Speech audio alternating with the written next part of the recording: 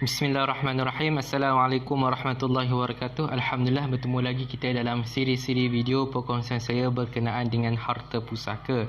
InsyaAllah hari ini saya nak berkongsi dengan sahabat semua berkenaan dengan cara kita menyelesaikan harta pusaka yang dimiliki oleh si mati, iaitu 3 bilah pisau lapah yang digunakan untuk melapah haiwan korban. Sebenarnya kebanyakan kita di desa memang ada special lah pisau digunakan untuk melapah haiwan korban. Jadi kes ni adalah si mati ini dia meninggalkan isteri, ibu, kemudian 2 adik-beradik seibu lelaki. Jadi kalau kita tengok 4 orang ini, ataupun 3 kelompok ini adalah waris yang mewarisi harta pusaka si mati secara fardu. Iaitu seperti mana yang telah ditetapkan oleh dalam Al-Quran, iaitu ibu 1/6, isteri 1/4 sebab tidak ada anak. Kalau ada anak 1/8. Kalau suami meninggal tu ada anak 1/8. Kemudian adik-beradik seibu lelaki ini, kedua ini akan mendapat 1/3. Di mana mereka berkongsi sama banyak di antara 2 orang ni lah. Kemudian apabila semua ni waris fardu, kita pun kena tengoklah sebab mesti ada asobah dalam satu-satu kes lah. Sama ada asobah itu dia dapat saki baki setelah diambil oleh waris-waris fardu ini, ataupun dia tidak dapat apa-apa kan. Contoh kes ni dia ada dapat lah. Jadi setelah dicari, ditengok-tengok, akhirnya si mati ni ada bapa saudara seibu sebapa sebelah bapa si mati. Ada 3 orang. Jadi kita buatlah pengiraan. Bapa saudara ni kita panggil asobah. Lepas buat pengiraan semua, ibu si mati dapat 2/12, isteri si mati dapat 3/12.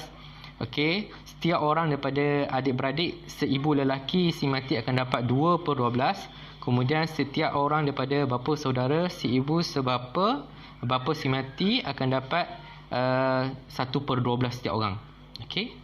Jadi ini ada cara kaedah pengiraan lah. Mungkin sahabat semua tengok sini pun dah boleh tahu dah macam mana cara pengiraannya.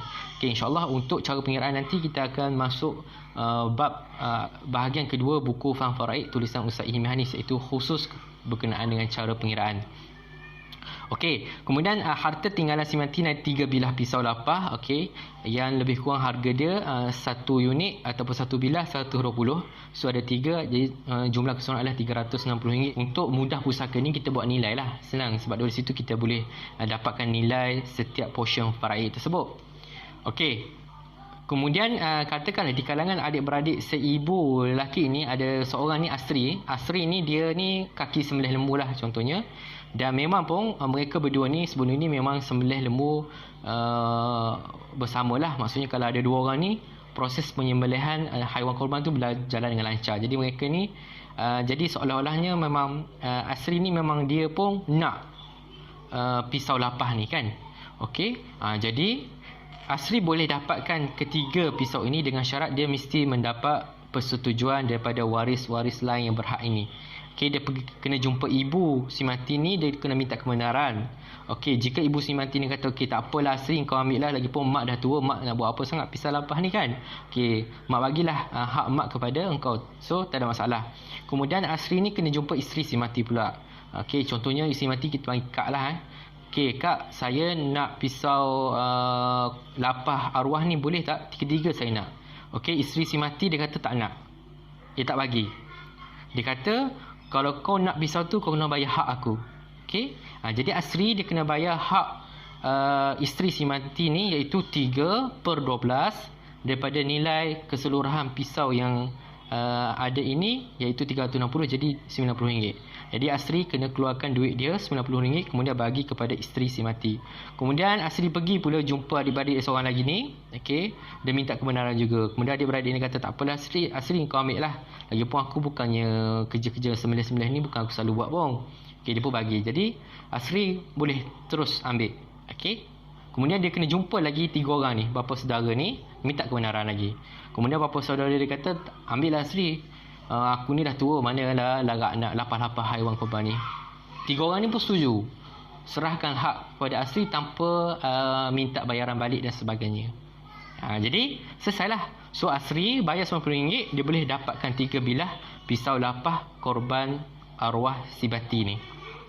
Okey, mudah. Jadi pentingnya sahabat semua, kita bawa harta pusaka si mati ini melalui hukum faraid. Setelah melalui hukum faraid, kita akan tahulah waris yang berhak dulu siapa. Lepas tu kita pula tahu portion mereka. Kemudian selepas itulah barulah kita cerita bab pembahagian. Macam mana nak bahagi? Asri inilah dia bincang sesama mereka, jumpa, minta persetujuan, minta kebenaran nak ambil dan sebagainya. Ini sebenarnya hukum faraid. Jadi maksudnya mana-mana harta tinggalan si mati, kecil ke besar ke, mesti wajib melalui hukum faraid. Selepas itu adalah banyak corak pembahagiannya. Salah satunya adalah mengikut portion asal ni. Kemudian cara macam tadi, tolak hak, ataupun kita panggil di dalam faraid takhruj. Jadi tak timbul isu sebenarnya, tak naklah faraid nanti kena potong-potong jam, kena potong-potong pisau ni. Itu fahaman karut yang mesti dihapuskan. Okey, apabila harta tinggalan si mati kecil ke besar, pisau lipat yang harga 10 sen zaman kita beli kecil-kecil dulu, jika itu adalah tinggalan si mati, wajib melalui faraid. Okey, apa lagi? Tupperware ke, okey, jam tangan ke, okey, periuk tekanan ke, apa-apalah. Jika milik si mati, wajib melalui hukum faraid. Itu jelas, tidak ada pilihan. Okey, dan jangan lagi kita beranggapan kalau faraid kena potong-potong-potong. No, itu salah faham yang mesti diperbetulkan. Okey, selesai kat situ. Jadi sahabat semua, apabila melibatkan harta seperti ini, kita tidak perlu membawa ataupun menyatakan harta tersebut ni di dalam borang A ketika permohonan bicara pusaka. Okey, ataupun ketika permohonan bicara kuasa untuk mendapatkan surat kuasa mentadbir, tak perlu. Okey, itu pertama. Termasuklah barang kemas yang boleh kita bahagi kan. Okey, kemudian yang kedua, okey, harta-harta yang telah dibahagikan. Hatta kalau duit, contohnya duit KRSP, katakanlah Asri ni dia penama kepada KRSP si mati. Kemudian dia bolehlah keluarkan duit si mati ni. Lepas dia keluarkan, dia kena wajib membahagi duit tersebut mengikut hukum faraid ni. Okey, sama ada nak ikut portion ni ataupun mengikut perbincangan seperti mana perbincangan pembahagian pisau lapah tadi. Okey, berdasarkan waris nantilah pembincangan macam mana. Tetapi dia kena tahu dulu portion asal faraid mereka. Okey, jangan Asri ni dia simpan dulu duit KSP. Dia kata tak apalah, kita tunggu bicara kuasa nanti dekat pejabat pusaka, nanti baru kita bahagi. No, itu bahaya. Ditakutinya Asri meninggal dunia pula, masalah nanti. Okey, kita tak nak mahu macam tu. Kalau mana-mana duit yang boleh dikeluarkan, segerakanlah buat pembahagian kepada waris-waris yang berhak. Sebab itulah sahabat semua, pentingnya kita memahami hukum faraid. Pentingnya kita memahami sedikit asas waris berhak ke, portion ke, dan kalau nak lebih advance lagi, kita boleh tahu lagi cara pengiraan dan corak-corak pembahagian. Itu lagi bagus. Sebab ada harta pusaka tinggalan si mati yang kita boleh bahagi. Tak perlu ke bicara kuasa ataupun bicara pusaka. Okey, kita boleh buat pembahagian seperti ini. Yang penting kita faham faraid. Sebab itu saya kata, untuk menyelesaikan kes harta pusaka yang paling penting sekali adalah faham faraid. Yang kedua, memerlukan kerjasama ahli waris. Contoh ni juga, kalau waris ini tidak beri kerjasama, susah Asri nak selesaikan harta pusaka ni. Tetapi disebabkan oleh semua memberi kerjasama, tidak berkira, jadi selesai dengan mudah.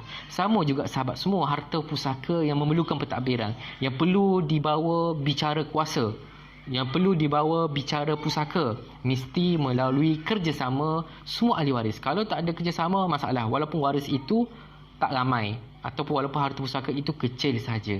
Jadi sebab itulah sahabat semua, pentingnya kita memahami faraid. Yang kedua, sahabat semua, dalam kes ni, katakanlah si mati ni, okey, dia meninggal dunia tanpa dia maklum apa-apa kepada isteri ataupun ibu beliau. Yang hanya tahu dia ada pisau lapah ni ada hanya Asri. Kemudian Asri pula dia jahil berkenaan hukum pusaka, hukum faraid, apa akan jadi kepada Asri? Kesian tak? Dia akan terguna harta secara batil sebab dia guna harta milik si isteri, ibu, bapa saudara dia dan sebagainya. Kesian kat dia. Jadi cara terbaik kita sewaktu hidup ini, ataupun si mati ini, dia membuat wisayah. Di dalam wisayah tersebut, dia nyatakanlah di dalam pesanan-pesanan dia bahawasanya dia ada 3 bilah pisau lapah. Jadi waris-waris semua kalau boleh bincang elok-elok, kemudian lepaskanlah hak kepada Asri, sebab Asri ni memang kerja dia lapah lembu, kemudian memang itu kerjaya dia. Jadi pisau ni apa kata bagi pada Asri sahaja. Kalau nyatakan macam tu, insya-Allah mudah, smooth proses pembahagian tersebut. Sama juga dengan harta-harta lain, mesti ada orang panggil seseorang yang memulakan proses tersebut. Kalau tak, benda ni akan beku ataupun waris-waris tersalah makan harta secara batil. Okey, contohnya tadi ialah harta, jika si mati dia meninggalkan harta yang memerlukan pentadbiran. Jadi kalau memerlukan pentadbiran, maksudnya kena bawa bicara kuasa. Okey, kalau nak bawa bicara kuasa, kena lantik seorang pentadbir. Jadi di kalangan mereka ini kena lantik seorang pentadbir. Okey, masalahnya sahabat semua, katakanlah semua ini adalah orang tua semua. Okey, ataupun ada sakit itu sakit ni. Sedangkan pentadbir tugas dia berat, nak pergi tukar nama nanti dan sebagainya. Jadi sebab itulah pentingnya wasiat wisayah ni, yang mana dalam wasiat wisayah itu kita lantik awal-awal pentadbir ataupun kita panggil wasi. Lantik asalihin trustee ke ataupun trustee, di mana mereka ni akan uruskan A to Z semua benda macam ni, termasuk mereka pun boleh juga selesai kes-kes macam ni. Itu pentingnya kita membuat wasiat wisayah. Dan yang terakhir sahabat semua, katakanlah Asri ni selain pada si mati ni selain pada ada harta pusaka pisau lapah ni, dia juga ada rumah yang belum lagi selesai pinjaman perumahan. Okey, kemudian dia meninggal dunia. Okey, kemudian waris semua sepakat bahawasanya nak bagi kepada isteri si mati.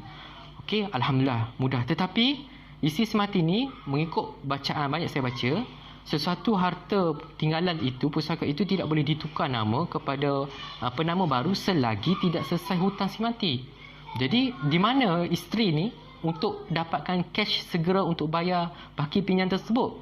Kalau ada MRTT mungkin dapat selesaikan kat situ. Tapi katakanlah ada tetapi tidak cukup, ada lagi baki beberapa puluh ribu.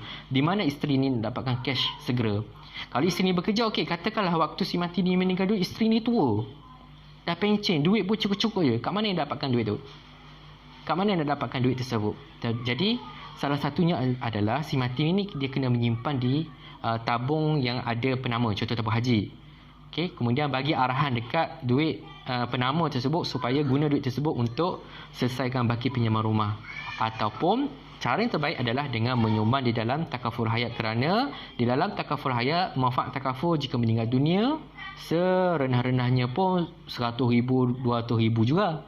Jadi dengan jumlah itu kita buat ikatan amanah, kemudian kita bagi arahan di dalam ikatan tersebut supaya guna duit manfaat takaful itu untuk menyelesaikan baki pinjaman perumahan, lalu isteri si mati ni dapatlah guna rumah itu dengan mudah. Baki manfaat takaful itu boleh dibahagikan mengikut faraid, portion asal ataupun perbincangan seperti mana kita ataupun waris-waris ini membahagi pisau lapah tersebut.